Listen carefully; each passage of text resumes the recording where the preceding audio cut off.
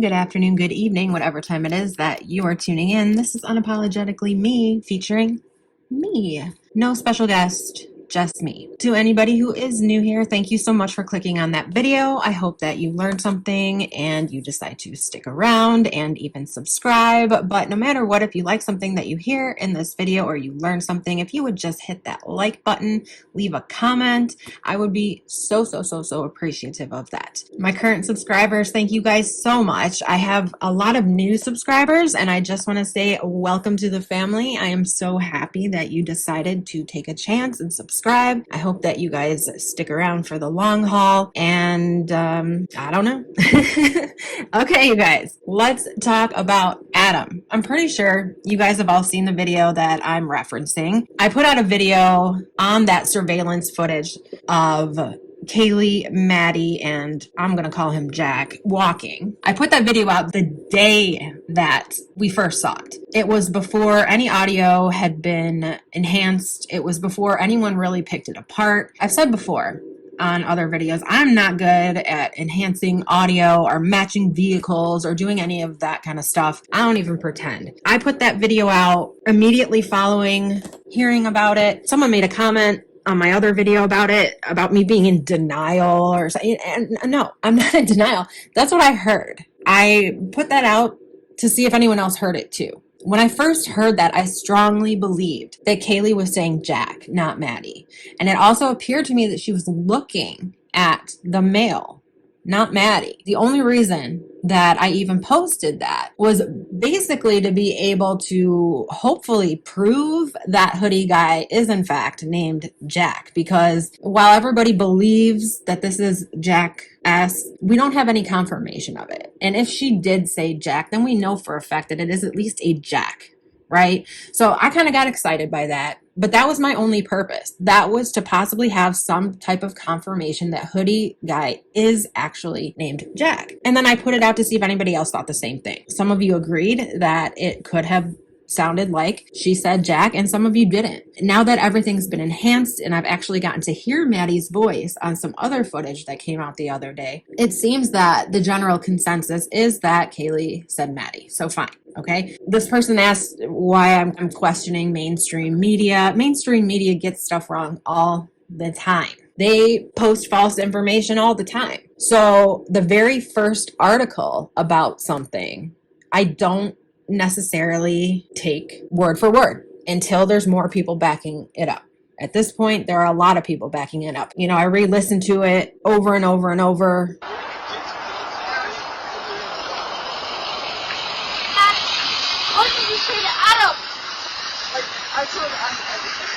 And I will agree, I do hear Maddie. So hopefully that makes some of you happy. Let's move on. So sick of always having to explain myself. I guess I really don't have to. And I shouldn't have to say this because it's not only in my disclaimer in my intro, which I'm sure nobody watches after a while. It's also in the disclaimer in my description box of every single video that I put out. That when I'm covering an ongoing investigation, a current case, where we're getting new details, not only every day, but sometimes hourly, my opinion is going to change. It's just the way it is. Someone may look guilty as fuck one day, and then the next day they're cleared and there's enough evidence to back it up. I have every right to change my opinion in that case. I could still think that they're guilty, or I could change my opinion and say, you know what, there's enough evidence here to prove that they're not. What I do want to say while on the topic of people being cleared, though, is that in an investigation where there are no suspects named yet, everybody's a suspect until they're not. There's no such thing as clearing people that were in the area and don't have rock solid alibis other than roommates saying they were sleeping. Until someone is caught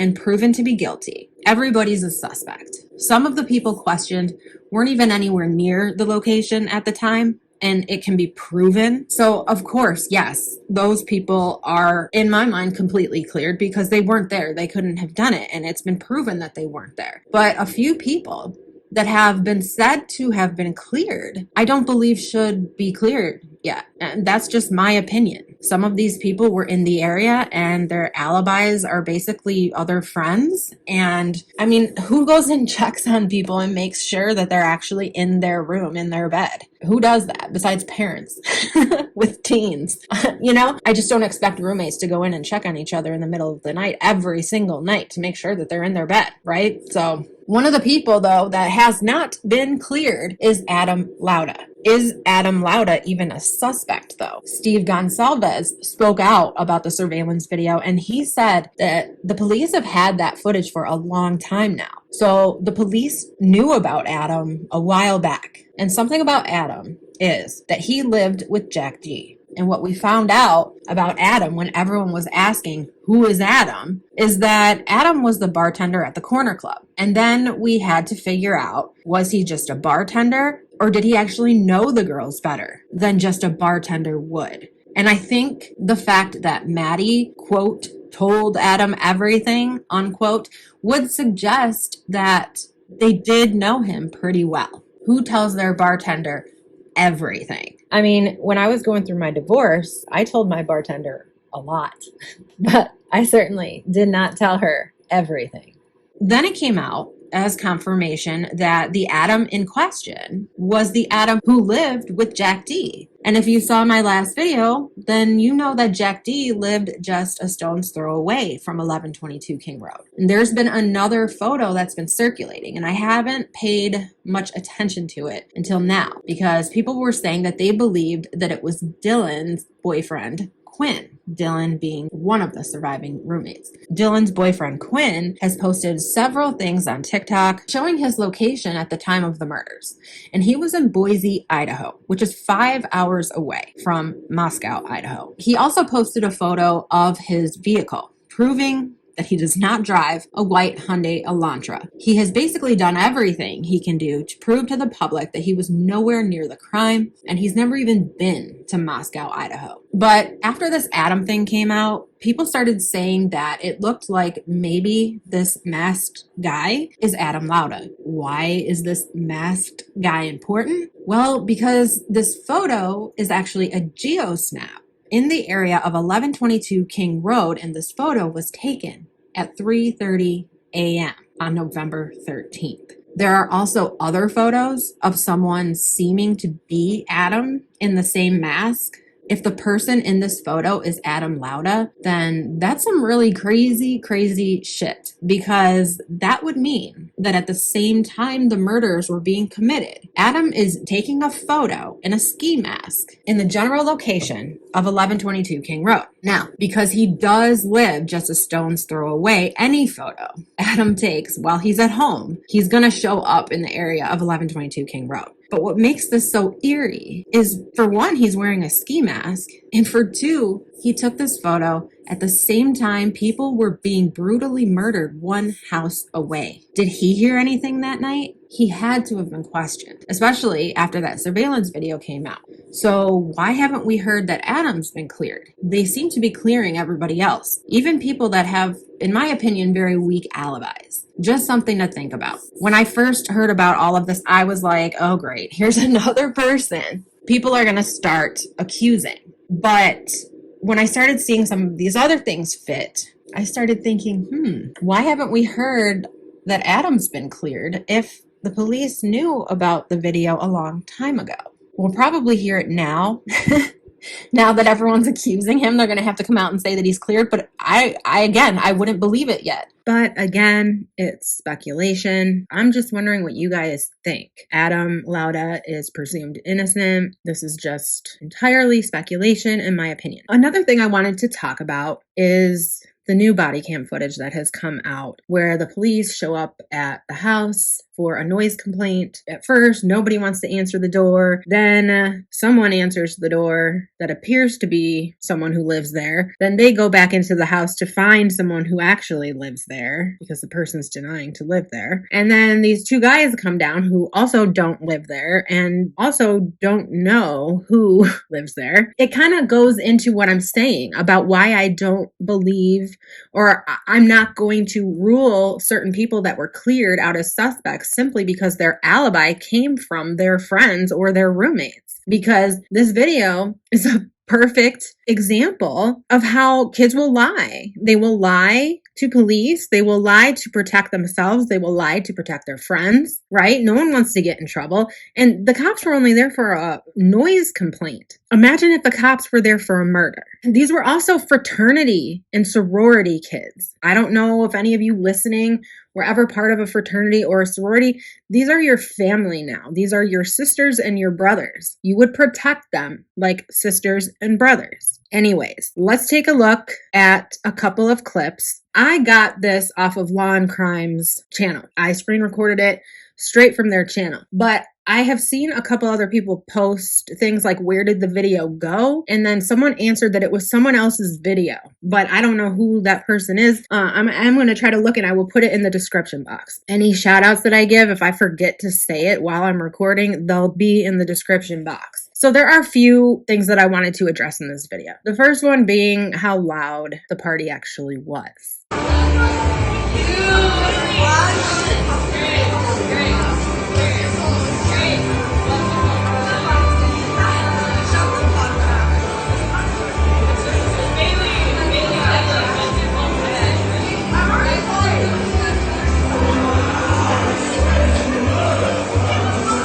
You can hear people talking. So, and this is not to say that why didn't the roommates hear? This is like, they've said something like the sound bounces off these hills and the other houses, and it makes it really like easy to hear from the outside. I don't know. It's interesting because it does definitely, it sounds very loud and it sounds like, you know, I know people are talking loud. They're talking over the music, but that would be like if you heard a scream, you would, I mean, I believe that you would have been able to hear it. Now here, someone comes down and answers the door. It's a female, and the police ask for the person that lives there. And she says, I can go get them.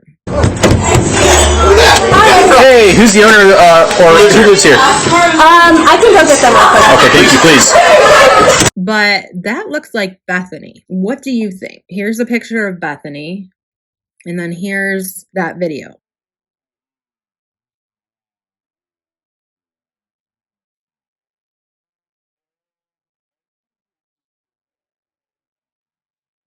It looks like Bethany to me. Did she not live there yet at the time? This was about 2 months before the murders. Maybe she didn't live there yet. Maybe she had just met them and they were maybe feeling her out, whether or not she was going to move in there. But further on, as they're waiting for someone to come to the door, they start kind of like looking in the window.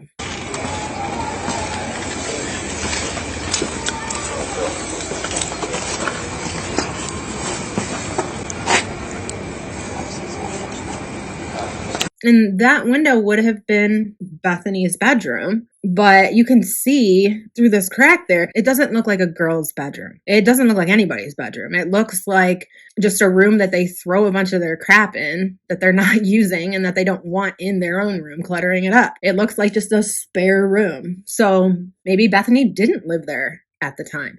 If she did, I don't think she lived in that room because it doesn't look like it would be anybody's bedroom. There's nothing on the shelves. Things just look to be thrown in there. It especially doesn't look like a 19-year-old girl's bedroom. So then a while goes by.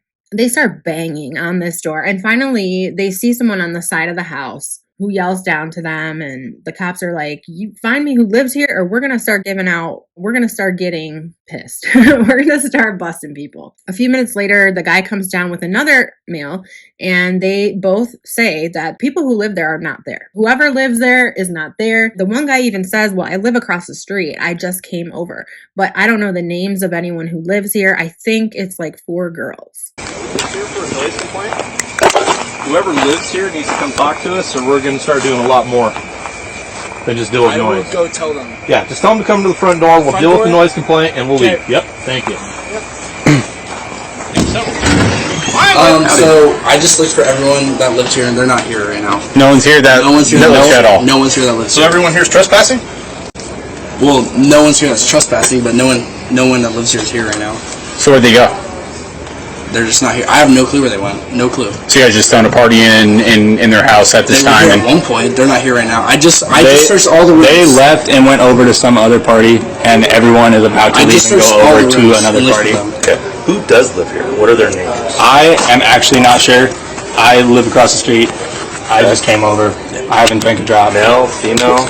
I think it's mainly females. I think it's like 4 females. What sorority are they affiliated with? I don't know. I don't. You don't know who lives there. You live across the street.